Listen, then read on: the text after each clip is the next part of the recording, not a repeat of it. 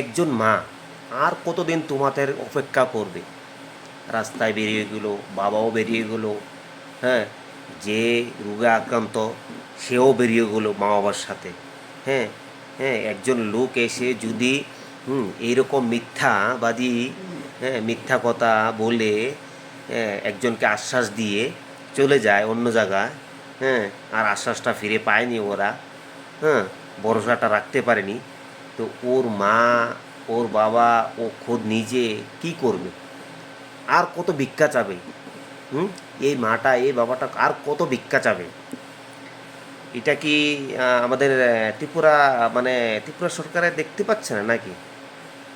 হ্যাঁ, এটা আমি কোনো রাজনীতিবিদ নিয়ে কথা বলছি না, ঠিক আছে?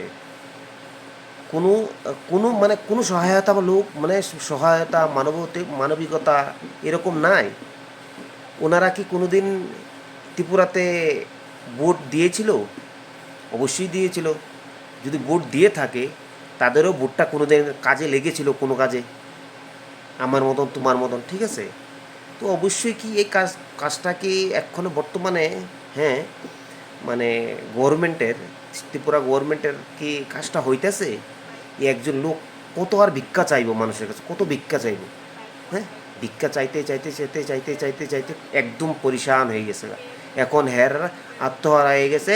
যে টাকাটা আইছে, হ্যাঁ, হেরার মন চাইতেছে এমন যে টাকাটা ফিরাইয়া দিই মানুষের, আমার মেয়ে যাক, কি করবো আর?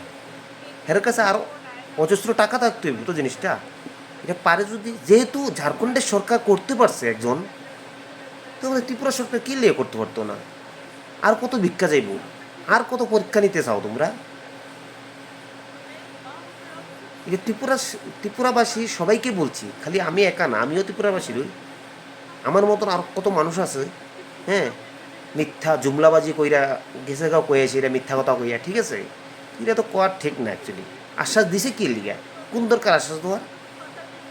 এই মাকে, ও বাবাকে, হ্যাঁ, এত মিথ্যা আশ্বাস দেওয়ার দরকার কী ছিল? পাবলিক মনে করছে কি, হ্যাঁ ঠিক আছে, সরকারের সহায়তা পাইবো, তাহলে মনুশ্রী ভালো হয়ে যাব, কিন্তু এখনও কিছু পাইনি। তো তোমরাই বন্ধুরা কয়ে দিও, ত্রিপুরাবাসী সবাই কয়ে দিও জিনিসটা কি হয়েছে ঠিক নাকি খারাপ হয়েছে। তো অবশ্যই ভিডিওটা শেয়ার করে দিবা, যাহা তাক পোষানোর দরকার তোমরা পোষাই দিবা। হ্যাঁ, তো এত ভিক্ষা চাওয়ার আসলে ঠিক হয়েছে না, মা বাবার এত কষ্ট দেওয়া।